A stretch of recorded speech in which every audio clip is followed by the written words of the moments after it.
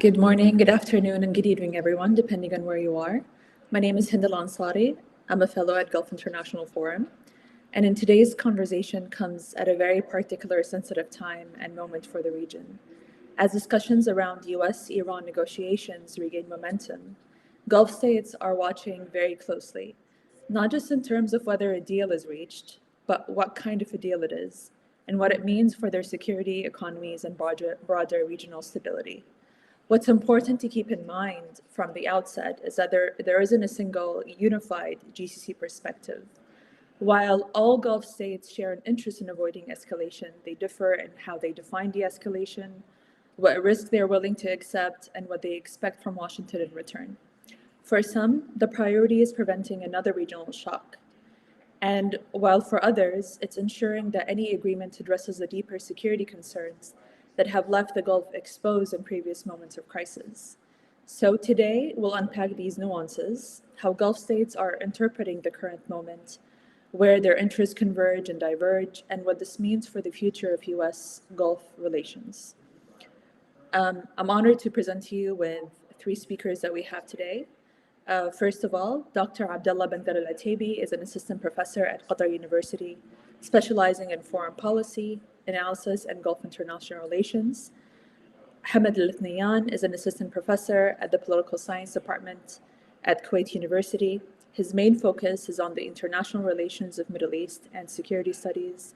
And last but not least, Mahdi Al-Ghloum is a fellow for geopolitics at ORF Middle East, focusing on Gulf states' economic competitiveness, political institutions, and diplomacy.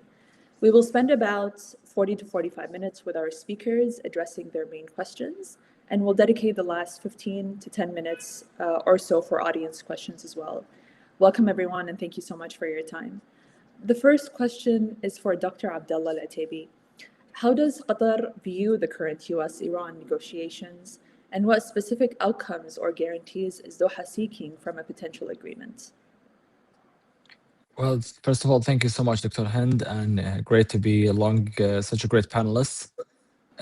Well, it's very unusual in the region to see ourselves in the middle of this chaos. Uh, Therefore, I feel all countries are being quote unquote reasonable by pushing for more de-escalation and avoiding escalation between the Iranians and the Americans. Also, we can't forget about the Israelis.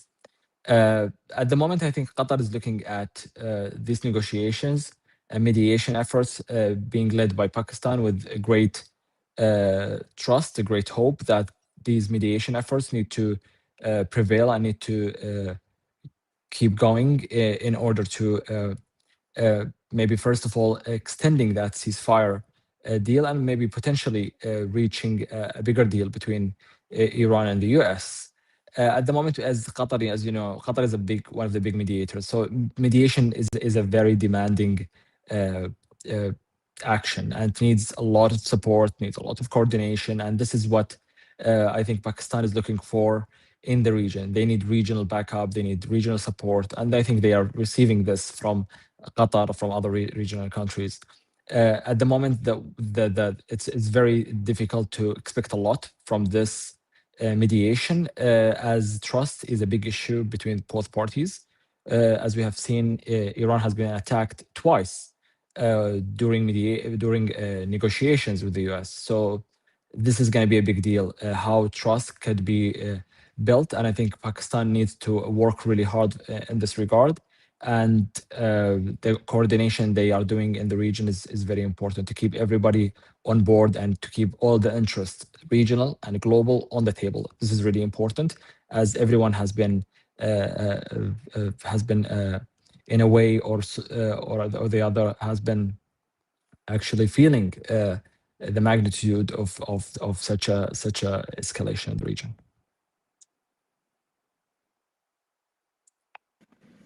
Thank you, Dr. Abdullah. The second question is for Dr. Hamad Al-Ithnayan. How have Saudi Arabia and Kuwait interpreted the recent escalation in attacks during the war? And how have these experiences shaped their respective threat perceptions and priorities towards Iran?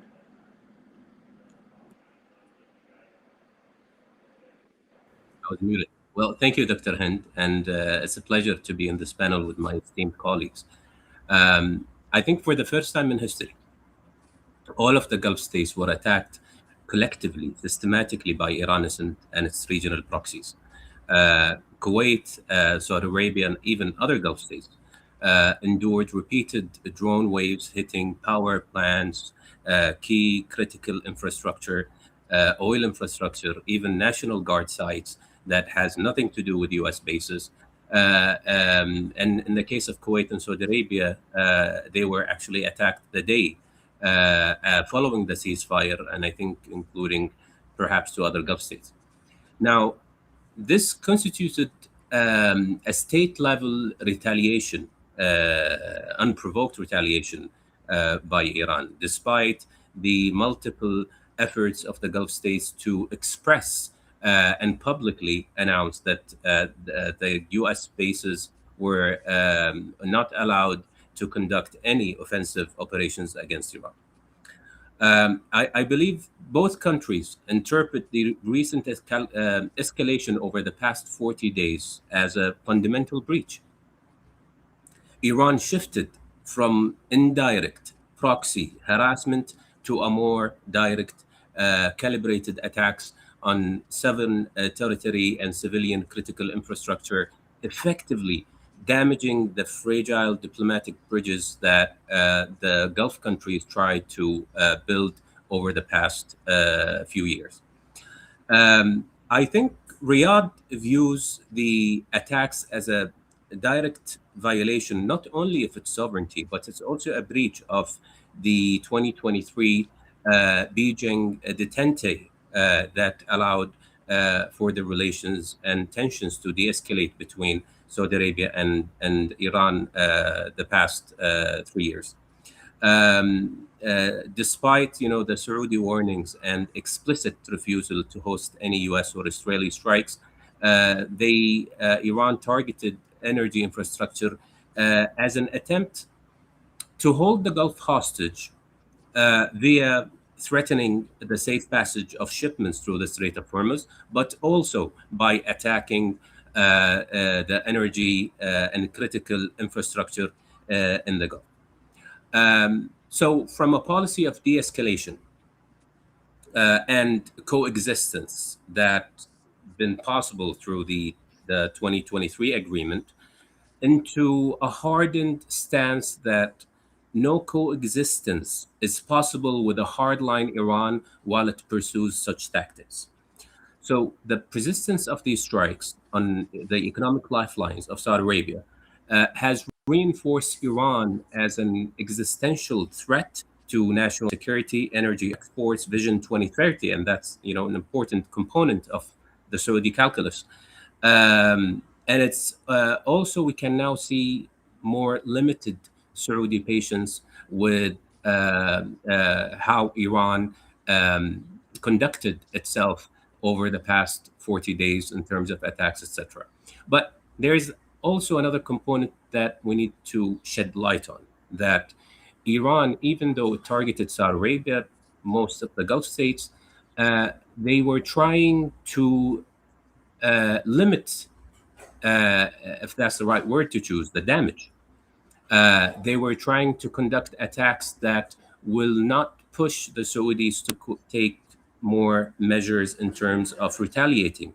They didn't close Bab al Mandeb. They didn't instruct the Houthis, and there are different dynamics, pertaining to the Houthi decision making. But that's one part of it, and they could have damaged the oil facilities and energy infrastructure in the Gulf more than what we've seen over the past 40 days. But we could also say that they were afraid of retaliation of the Gulf states. So they were afraid, and that's a key word here. So they are calculating their moves, and they don't want to push the Gulf states or even the U.S. to take certain stances. The shared priorities the shared priorities, sending implicit warnings of retaliation and possible permission of U.S. to use the basis if attacks continue. In terms of economic protection, we saw Saudi Arabia prioritize stability for diversification and maintaining the 7 million barrels of oil running through the Red Sea via Bab el Mandeb to international customers. We also saw Saudi Arabia strong solidarity statements with the Gulf states, but they also played multilateral diplomacy with Pakistan, Egypt, Turkey, in trying to reach the escalation, but also pushing for condemnation at the United Nations.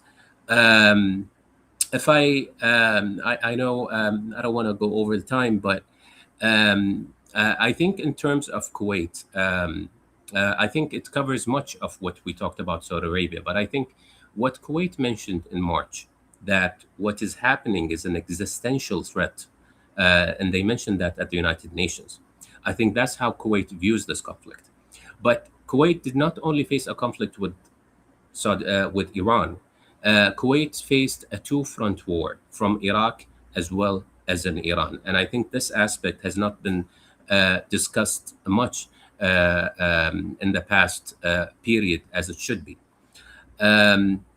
So, in summary, both countries see Iran's behavior as having crossed the irreversible red lines that were set prior to this war, damaging years of de-escalation efforts. The threat perceptions have converged on Iran as a direct state-level danger, requiring stronger deterrence, and we can talk about this later. And the priorities remain stability focused, where de-escalation is their priority right now, even though they are preparing for the worst. Thank you, Dr. Hamid. The following question is for you, Dr. Mahdi. How have the intense targeting of the UAE and Bahrain by Iran changed their threat perceptions, and how do these experiences influence their respective approaches to a potential deal versus a continued escalation? Thank you, Dr. Hind, and thank you to the esteemed panelists for their remarks as well. I think let's look at briefly the figures when it comes to UAE and Bahrain. Close to 2,800 attacks on the UAE, over 700 attacks on Bahrain since February 28. These are extremely large numbers. I mean, the UAE, of course, taking the bulk of the attacks on the Gulf states, and then for Bahrain, the smaller size Gulf country, that's also a very significant number. I think we kind of missed that picture when considering the fact that we had quite astonishing level of preparedness, defense systems, raid sirens, etc. And so I think that the preparedness may have mitigated that perception of how significant these attacks were. In terms of threat perception, these were deliberate hits on, in the case of Bahrain, energy infrastructure and Sitra, aluminium facilities, as well as, of course, areas near the US Fifth Fleet headquarters, which are primarily civilian areas as well. So civilian casualties occurred, economic sites were deliberately chosen, and they were not misfires. They were calibrated punishment, I believe, for hosting legitimate partnerships. And I think looking at the UAE trade channels with Iran, that rested on the assumption that economic interdependence could moderate Iran's behavior in the case of such conflict. But those assumptions collapsed when Tehran chose to internationalize the conflict and try and drag the Gulf into a position of confrontation and lack of restraint, which I think so far has been avoided. Looking at the deal, I think both for Bahrain and the UAE and the rest of the Gulf, there's going to be a need for strengthened deterrence, but also openness to dialogue based on several conditions. And I'm sure we can talk about what a successful deal could look like. But I don't think there's any interest in the UAE or Bahrain for a perpetual confrontation. Our economies, our people, they suffer the most from instability, and I think any kind of credible path forward requires verifiable behavioral change on the part of Iran to end proxy warfare, to respect territorial integrity, and take genuine steps to kind of demilitarize their posture towards the Gulf. So, looking ahead, I think the things to watch are, of course, the economic recovery aspects of this post-war or post-deal or post-ceasefire scenario that we're looking at, and that will kind of also shape the pace of economic recovery. That will also shape how we deal with Iran. If I think there's a feeling that the economies have been severely damaged and some aspects are not recoverable, I think that kind of friction will continue regardless of whether a deal is reached. That sort of animosity towards Iran, as I think other panels have mentioned, these are red lines that have been crossed that are very hard to reverse. And I think the only way to reverse it is for the UAE, Bahrain, the rest of the Gulf to come together and make sure that we rebound as quickly as possible. So I'll leave it there.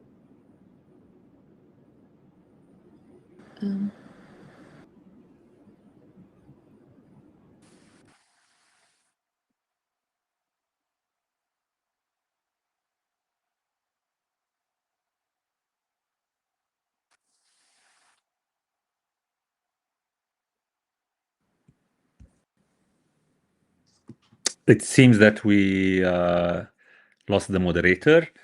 I'm so sorry about this technical problem. Can you hear me? Okay, Yes. perfect. Dr. Abdullah, if we get back to you, from Qatar's perspective, what would constitute a realistic and acceptable end to the war?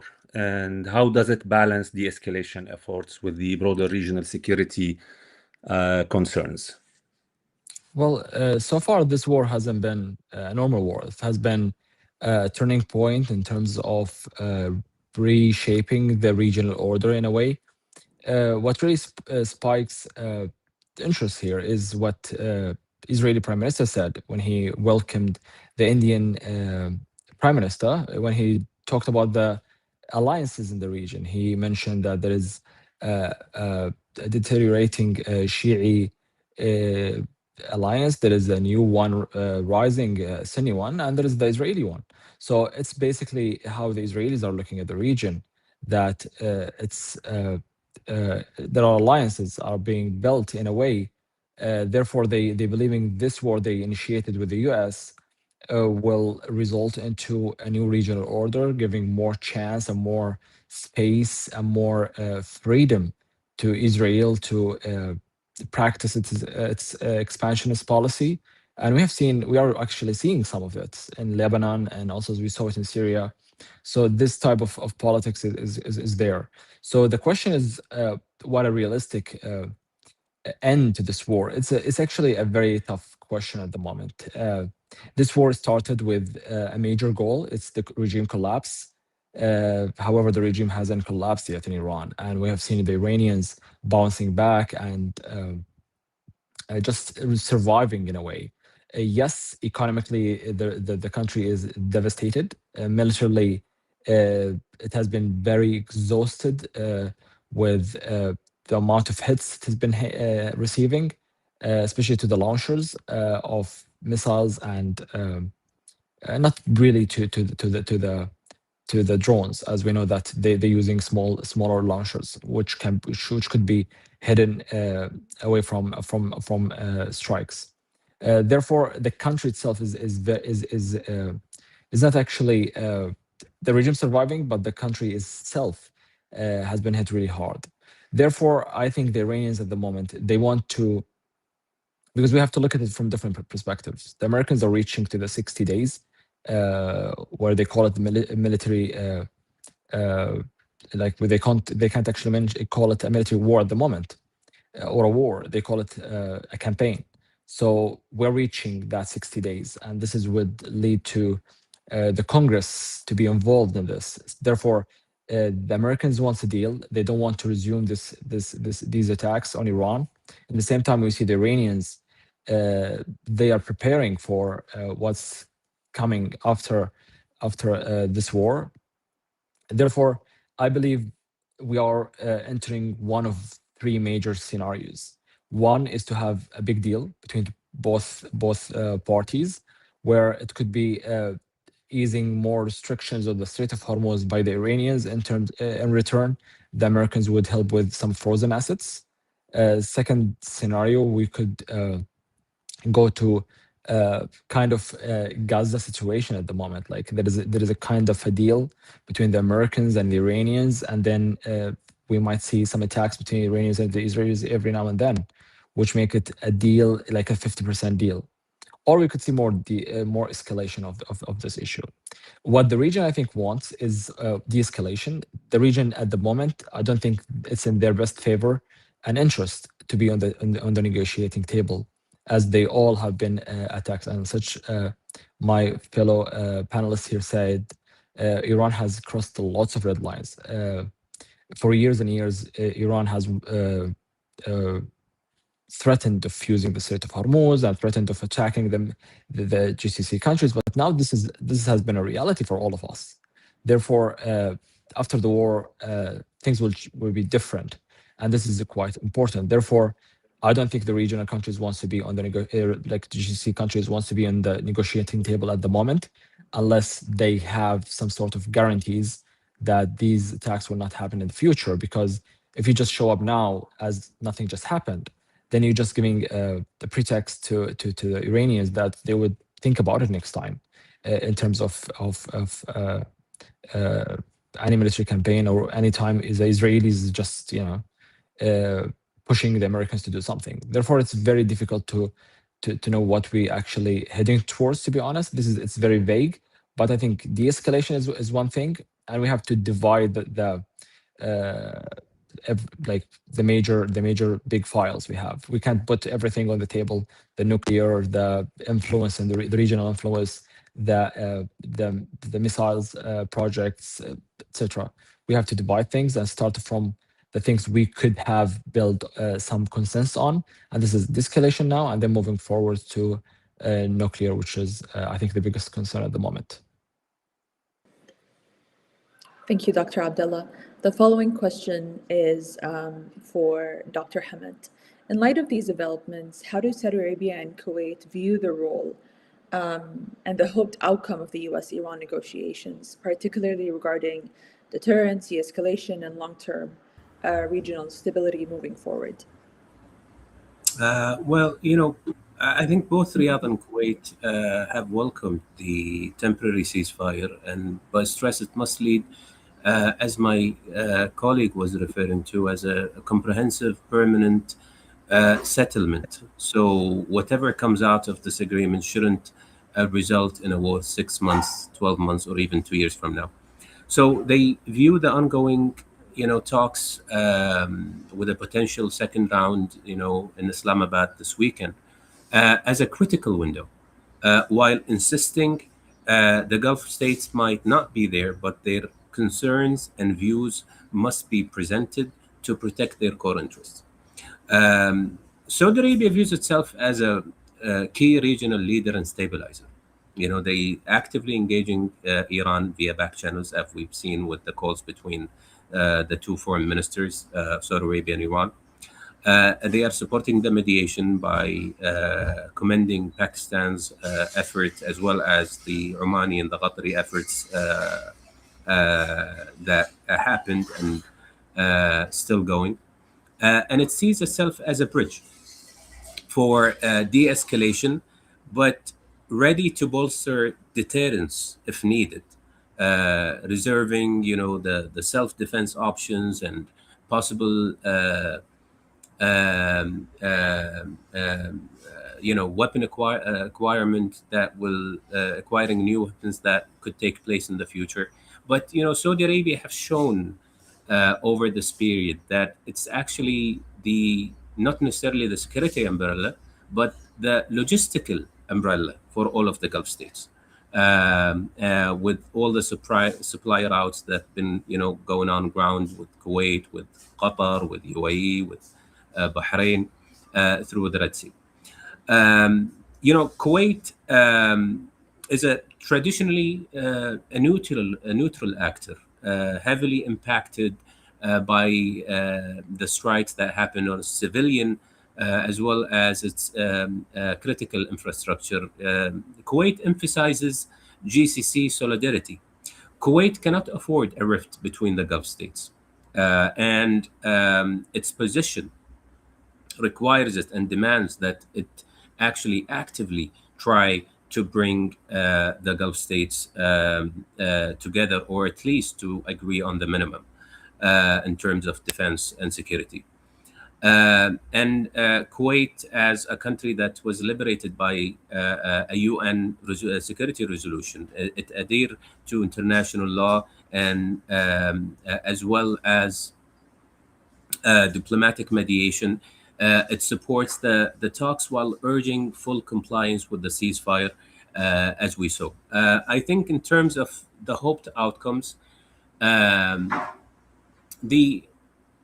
they want to see a full Iranian compliance to the ceasefire, immediate halt to all attacks, either direct or via their proxies in Iraq, and opening of the maritime routes.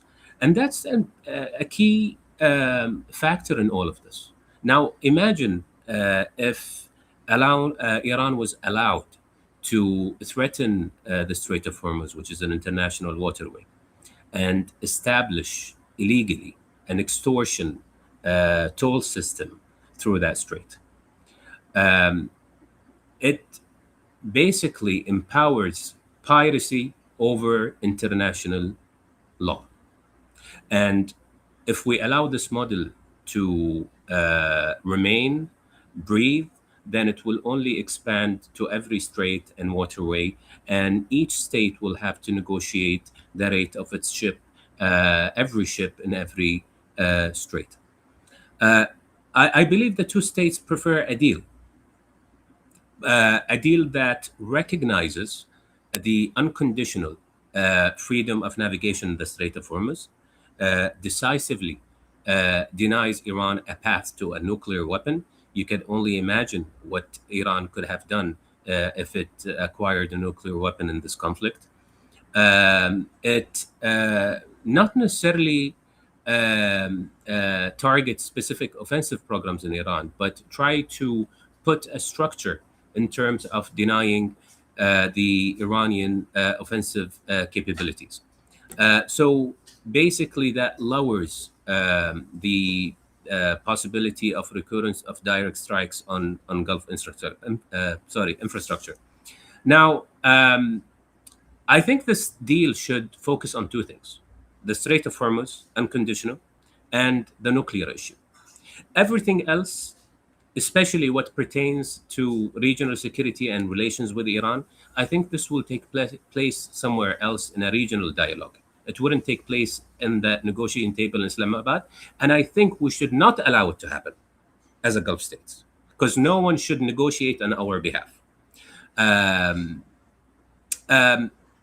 In terms of, as you mentioned, long-term regional stability, yes, the Gulf states prefer diplomacy reinforced by credible deterrence, but a weak deal also risks eroding trust in whatever left in diplomacy and pushing the Gulf states to pursue certain policies that will preserve. And actually, I think what happened over the past 40 days is a good wake-up call to the Gulf states. And I can talk about that, touch upon that later. I know I have a tendency to go over time. But I think the Gulf states should not put too much expectation in what will happen in Islamabad. Just focus on these two issues. Whatever left, we will deal with them ourselves in our own terms, conditions, when we decide to do that with the Iranian part. Mm-hmm.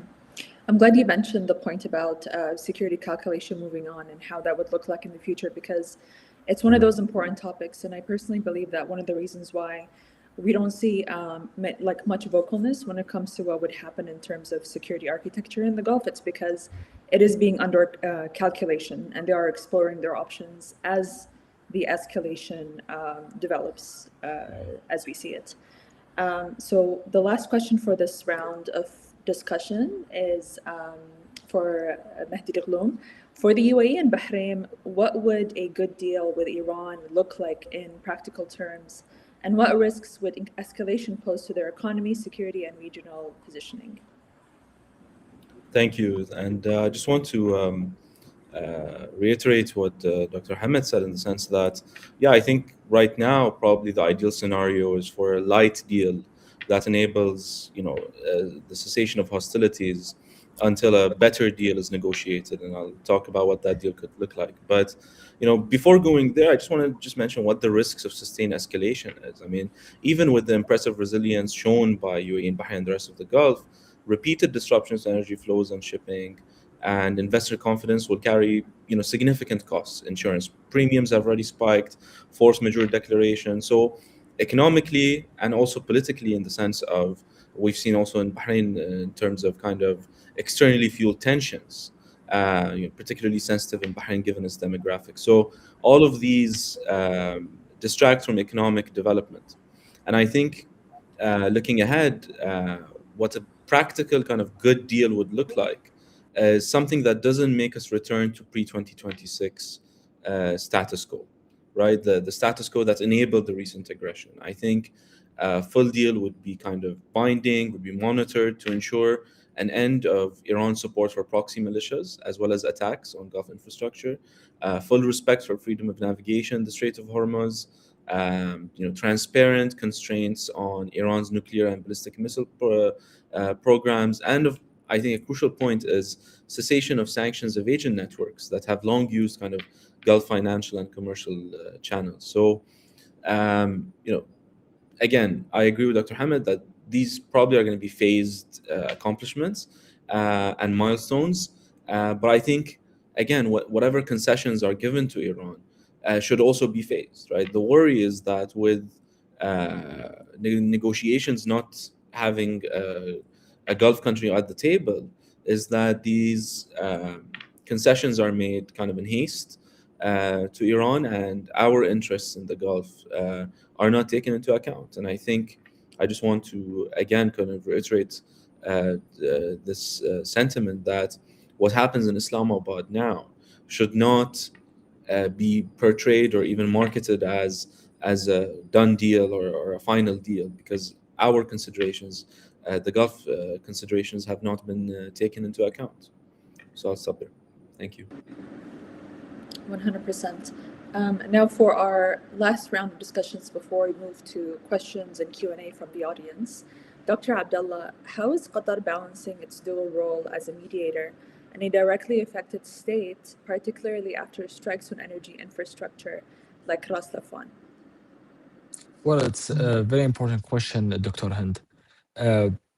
As we have seen during this war, that Iran is the one started the strategy of targeting energy in March 3rd by attacking Ras Laffan, which forced Qatar Energy to resort to force majeure, which has so much complications and implications on global energy security, as we have seen with countries like the UK, Italy, China, Japan, and the list goes on and on.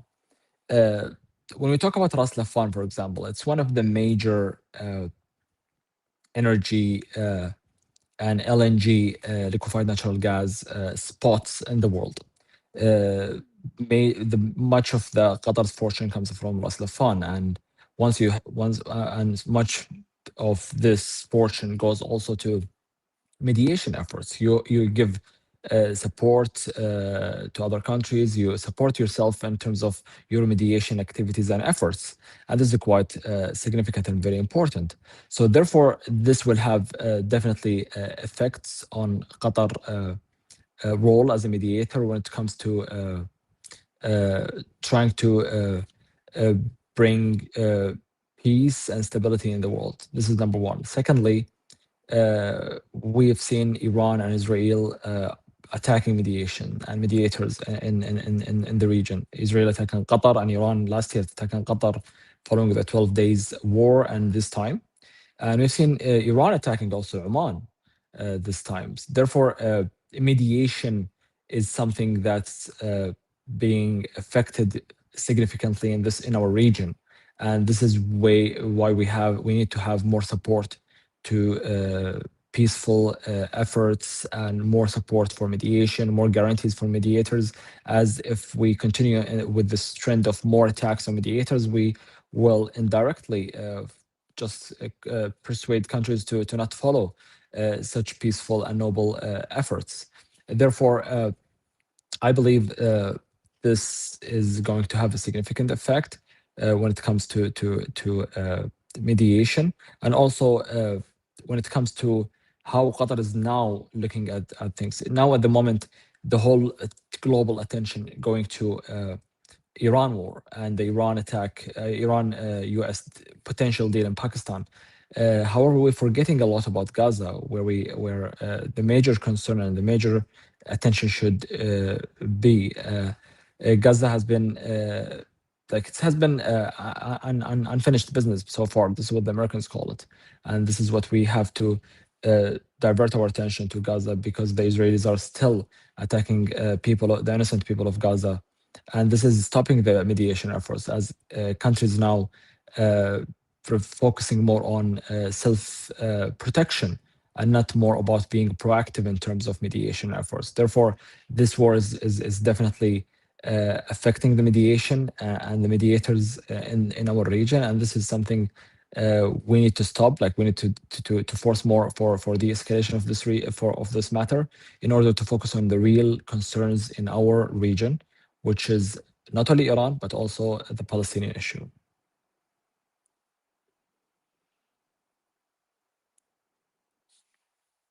Thank you, Dr. Abdullah, and I'm glad that you mentioned Gaza.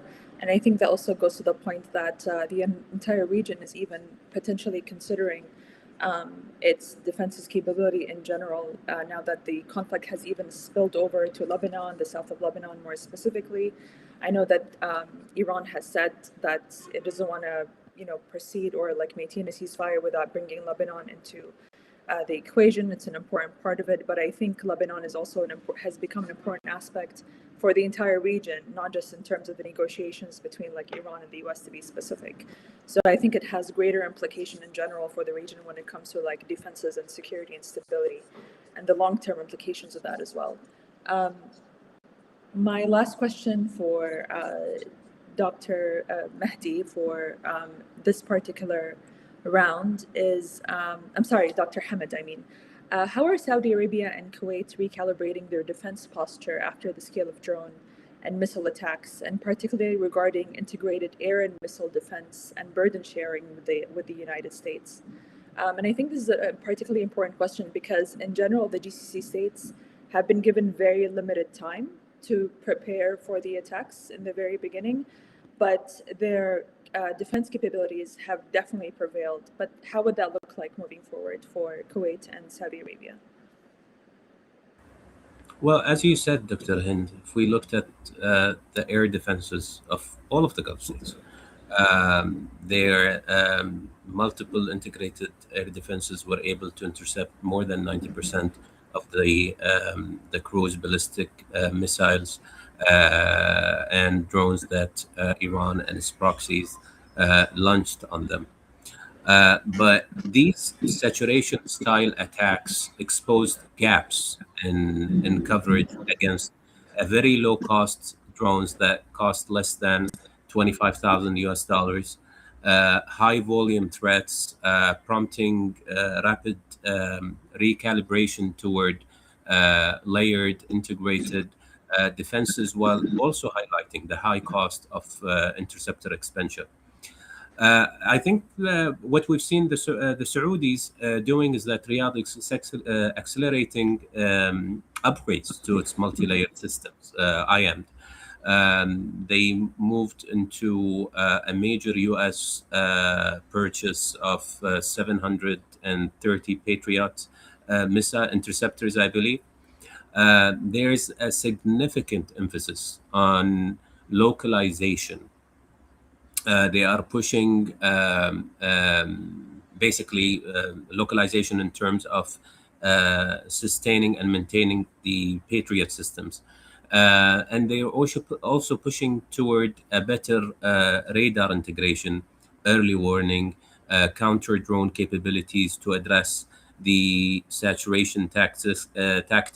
The defense spending remains high. I think in 2025 it was around 780 billion US dollars in Saudi Arabia. In terms of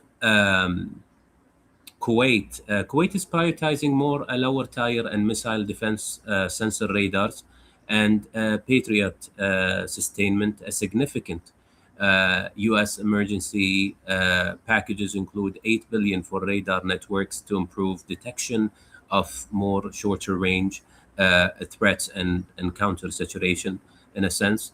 It focused on replenishing interceptors, enhancing interoperability, protecting vital facilities. There is also an effort to acquire cost-effective Ukrainian drone interceptors to protect certain key facilities. But I think the lesson at the end of the day, it's a hard lesson. They are facing a new type of warfare where integrated air defenses alone is not enough and cannot be the only solution to counter the threat that we saw and faced from the Iranian side. So I'm expecting that they will want to deter Iran by acquiring similar drones to signal what we call the MAD theory, the mutually assured destruction. So if you think you can fly drones and hit key facilities, things could be reciprocated in that sense. And basically you balance the threat in order to reach a stage where each states think that it's not wise to conduct such warfare.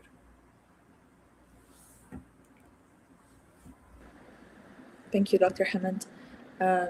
Last question for you, Dr. Mehdi, before we move on to the Q&A. How are the UAE and Saudi Arabia using financial, regulatory, and diplomatic tools to counter Iranian networks? And could these tools be integrated into a broader negotiation framework? Thank you.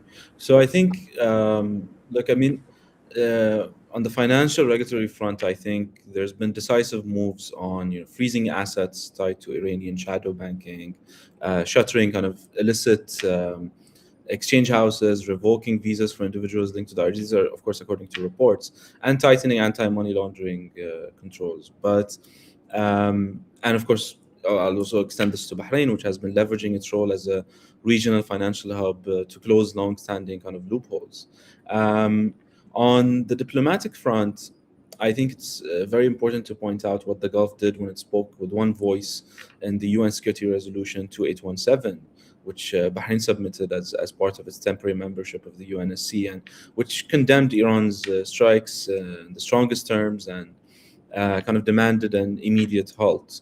And I think Bahrain and the rest of the Gulf have also worked through the GCC, the UN, and other channels to build coalitions around maritime security and freedom of navigation. Of course, that resolution in the UNSC was not passed, was vetoed.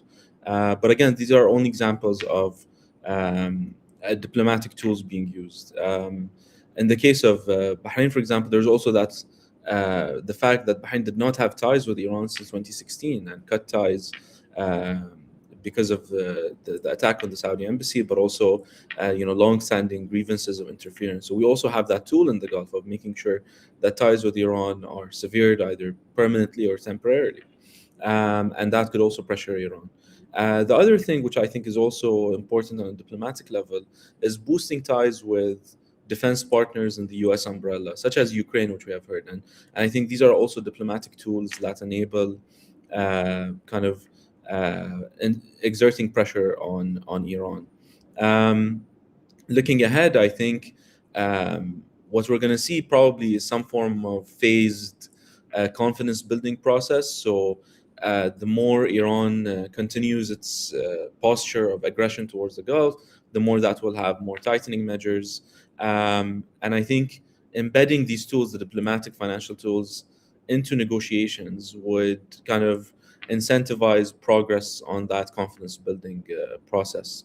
But I'll just kind of end with this point. I think while, of course, we should aim for a deal, we should use our diplomatic and financial tools, we should also be way more prepared than we have been. Of course, the air defense systems and other aspects of active defense have shown incredible resilience building measures, but we also need to invest in passive defense, and I think that could also be another way of deterring Iran. While I agree with Dr. Hamid and what he said, and that mutually assured destruction, I think there's also one aspect that we may be missing is the passive defense, in the sense that the more we invest in shelters, the more we make sure our facilities, critical infrastructure are not just defended against, but also actually hardened and with shelters, with other hardening measures.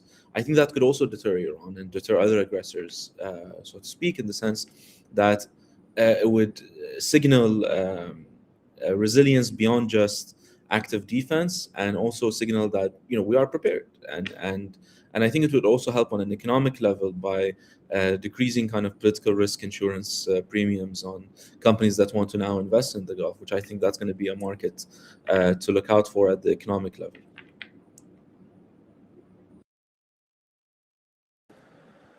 Thank you so much for your response. Before we move to the audience Q&A, I do have a question for all of you, and feel free to not answer if you prefer not to.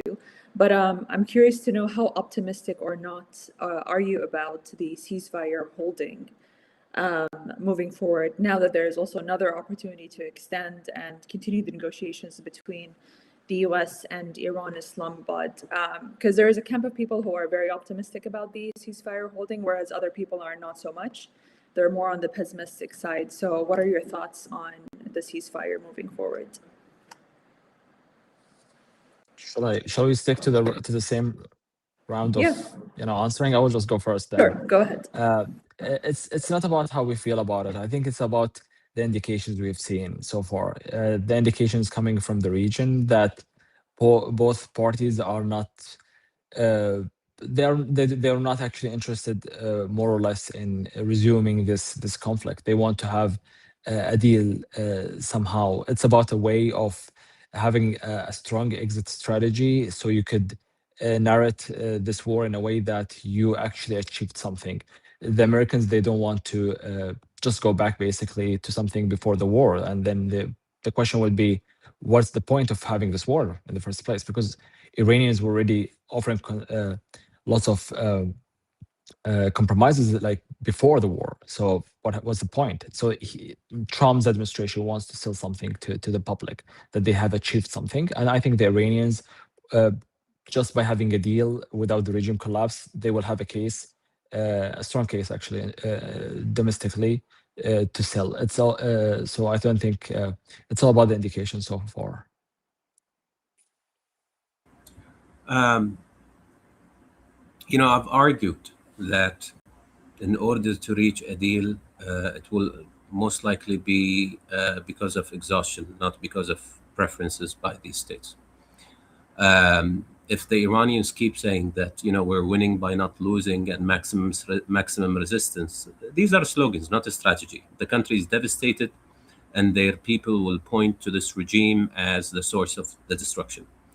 The US, on the other side, should have clear political objectives in terms of what they want to see in a deal, and mainly revolves around the nuclear issue. So we're most likely heading toward a ceasefire extension. If we hear the word extension, that by default means that they reached an understanding on the nuclear issue. If there is no extension, then probably it failed. I think the Iranians will compromise in terms of transferring the stockpiles and the zero enrichment for the next maybe somewhere between 10 and 20 years. But remember, the nuclear issue will not be solved in one day, so that will take months from now. So an extension will probably mean that we are working on the details and the verification measures that will be taken in place in terms of the nuclear issue. So I think the indication seems we're heading there. On my part, I'm optimistic that there's gonna be some form of a deal light, let's say. But I think looking ahead, what I'm pessimistic about is, should this deal in any way be portrayed as negative towards the United States and American media, then what we're going to see is a President Trump administration that wants to restart the war during the rest of his term in office, right? So I think depending on how, again, the media is an important stakeholder here, in the sense that depending on how it's received in the public sphere and media sphere of the United States, and how Trump feels about that, then plans to restart the war could be put in place during the rest of his term.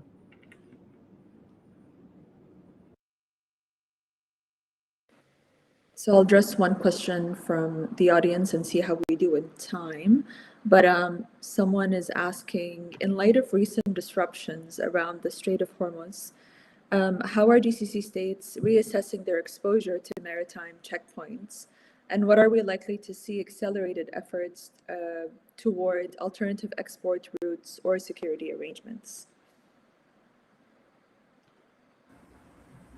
I can take it. Go ahead, Dr. Hamid. So here's the situation. We will not pay any toll to the Iranians. We have a very firm and strict position that the Strait is an international waterway, and no actor or party can enforce an extortion system. And even if you look at it from the economic side, if there was to be any toll system, it will probably generate around $88 billion a year. Counting around 100 ships per month with $2 million per ship. It's much more cost effective to extend a pipeline from all the way Kuwait to Oman and Mina Dugu, passing through Saudi Arabia, and it's actually going to be an easier access to Asia. And I think that's one of the projects that could include multiple Gulf states, not only Kuwait, Saudi Arabia, and Oman, but can also include possibly UAE and Qatar. And actually, that would be amazing, because that will increase the economic connectivity of the Gulf states in case it happens. There is also ideas on how we can link the supply routes and from Kuwait to Oman and the Red Sea, and that actually can push further the ideas that have been put in the shelves, such as the railways that we didn't see yet, at least between the Gulf states. Another thing is how to connect it to Europe through Syria, in Tartus, for example. So there are a lot of different ideas that I think the Gulf states are discussing right now and trying to see how it can become a reality. There's just one thing I want to mention here. I totally agree with Dr. Hamad. However, there are some projects you can't actually rely on alternatives to the Strait of Hormuz. For example, the LNG. You need certain pressures when it comes to the pipelines, and this is going to be very costly to use the pipelines to redirect exporting to other locations. This will be very costly for some countries, mainly here, and we talk about Qatar. Therefore, I think yes, definitely all GCC countries don't want to pay tolls, and they actually reject that, and this is illegal. I think therefore I think it's about pressuring more Iran to just give up this card, because this is not in their favor, and this is actually a fireball in their hands, and this is bringing the whole world against them. So I think this is very important to mention, that this is illegal, and this is something maybe the GCC countries want to rely on in the future, because Iran signed already the law of oceans, but they haven't ratified it as. So this could be ratification, could be the next goal for the GCC countries to push Iran. I'll just add a minor point, if you don't mind, Dr. Hind, in the sense that I think what the panel said, in the sense that economic integration projects and economic corridors will be super important, but I think this is where the role of the GCC as an institution, the Gulf Cooperation Council, will be particularly notable. In the past, I think most of the GCC initiatives at that level, the block level, have been successful when it comes to kind of economic planning and things like that. And I hope, and I think what's going to happen is we're going to see a lot more coordinated efforts, either on the railway or other projects and corridors, to really utilize the institution of the GCC to propel these forward. And just if I can add my own 5 cents of this, given the gravity and the importance, obviously, of these projects for the GCC in the future, it would also be interesting to see how they address the proxy issue when they have their own negotiations with Iran, the negotiations between the GCC and Iran in the future, specifically because of the fact that the Houthis kind of hold Bab al-Mandab. They weaponize it in certain moments of conflicts. We saw that in 2023. There is also concern that Saudi Arabia has addressed to the White House, telling them that they worry if the U.S. blockade sustains, then the Houthis might block Bab al-Mandab. So that's something also to consider when it comes to negotiations between the GCC and Iran. But maybe one more question, and very briefly before our closing remarks from the audience, which is Saudi and the UAE have showed interest in localizing their weapons and defense manufacturing. Are we likely to see more interest in Turkish or Asian arms deals that allow an increase in local know-how and production capacity? Yes, go ahead. Thank you. So I think, look, of course, local co-production and manufacturing will be a priority, but I think the dynamic that's important to pay attention to now is probably all the Gulf countries are going to double down on purchasing arms from the United States because of how effective those weapons have proven to be, and defense arsenals. But I think the other dynamic to look at is coordinating and purchasing weapons from U.S.-aligned countries, so Korea, European countries, Japan. I mean, Japan is not a player in that front, but U.S.-aligned countries that are under the U.S. umbrella, and coordinating with them on security and defense procurement. And that's probably what we're going to see now is, okay, purchase from the U.S., but also diversify amongst U.S.-aligned countries. Thank you so much. So closing remarks, anything anyone has to say about how the future looks like, about the negotiations. We will dedicate maybe like a minute for each speaker before we close. Dr. Abdullah, do you want to go ahead? Well, Sure. nothing much to add, honestly, at this stage. I think we have said all of it, and we have seen all of it, actually, during this, like the past 40 days. So far, we've seen in the past few days a lot of diplomatic visits in the region. It shows that how the region is trying to build more coordination. This is what we need, even post ceasefire. We need more coordination, regional coordination. We need to overcome lots of divisions, internal divisions in the region, and also in the GCC, which is really important, and to focus more on the bigger picture we have and we need, which is having a more solid vision towards what the region looks like and how to deal with other projects in the region. We see the Iranian projects and the Israeli projects now clashing, and this is a big clash. Will have implication on the regional system, and this is something we need to be prepared for. Dr. Hamid.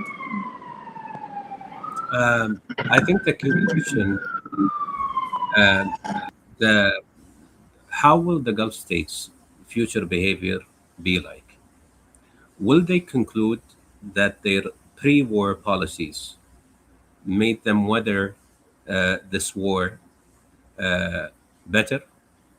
Or should they switch to a more comparable to a confederacy to coordinate in their foreign policy, defense policies, and oil policies to safeguard their individual interests? I think the answer will probably somewhere in the middle. They will focus on localizing their own military industries. There will have to be a better coordination, defensively integrated, radar systems as well as missiles and etc. And it will move from fragmented national system toward more a greater interoperability, intelligence sharing, collective early warning within the GCC framework. I think the most important thing that we should realize, and the lesson, is that we have to coordinate more and disagree less, and we can always agree to disagree. It's not a crime. And I think if we can have some parallel lines, not necessarily identical, in terms where our policies do not conflict, but actually they work well together. If we have that space in terms of foreign policy, I think we'll see a better dynamic. I think the GCC secretary and his office have a great challenge, and I have a trust in them. They've been working day and night over the past 40 days and even beyond. So they need to shift the focus onto how we can move the GCC from where it is now to where we want to see it. I'll just also add as a brief remarks, in the sense that, I think looking at the challenges that the Gulf faces, it's going to be very easy to fall into the trap of being inward looking. Obviously we have to bolster our defenses, we have to make sure we have economic recovery and various other aspects that we've discussed here today. But one thing Dr. Abdullah mentioned earlier in the session is, we're also important players in the global sphere. On the regional level, we're mediators, we're invested in projects, and I think we shouldn't, as the Gulf, kind of miss out on that outward-looking, regional-looking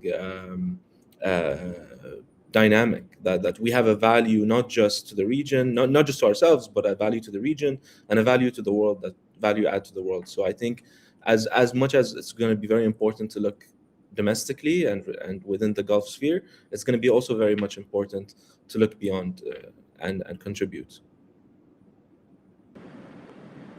Thank you so much, everyone. I think we all agree that we hope to see this ceasefire deal hold, and that we see a more resilient GCC moving forward. Thank you so much for your speakers. Thank you, Gulf International Forum, for putting this event together.